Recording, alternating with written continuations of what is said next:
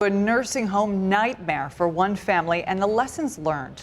Troubled nursing homes have been in the spotlight recently for patient deaths and poor living conditions and getting residents out of them safely. And that can be difficult at times. 7 Eyewitness News reporter Josh Bazan has one family's story of struggle and hope. And then whatever this semi-private rate is, I don't even know.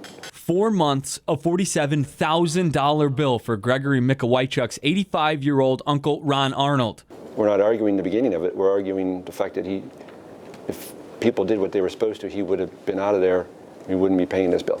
In April, Arnold was admitted to Safire Northtowns for rehab. It was the only place he and his family could find a bed. At the time, Mikowajczuk says he told staff if his uncle needed to go into long-term care, he had another facility in Western New York lined up with the cost and pricing figured out. But just weeks later, Mikowajczuk says his staff moved his uncle into long-term care without contacting him. And it's like a sequence of lies on purpose to delay the process or sabotage the process and cause chaos.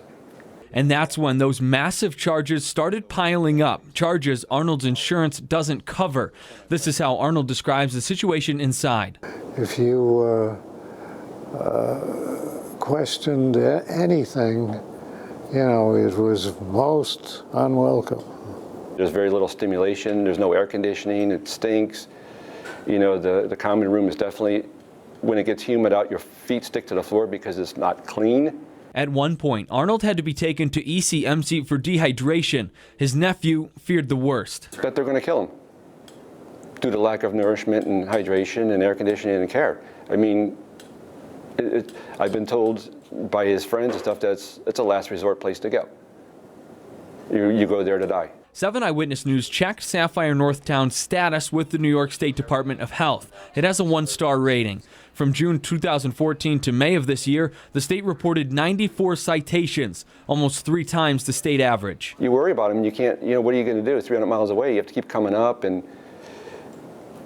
it really was a time, my heart hurt. Finally, after what the family says was months of delays, Mikowajczuk got his uncle out.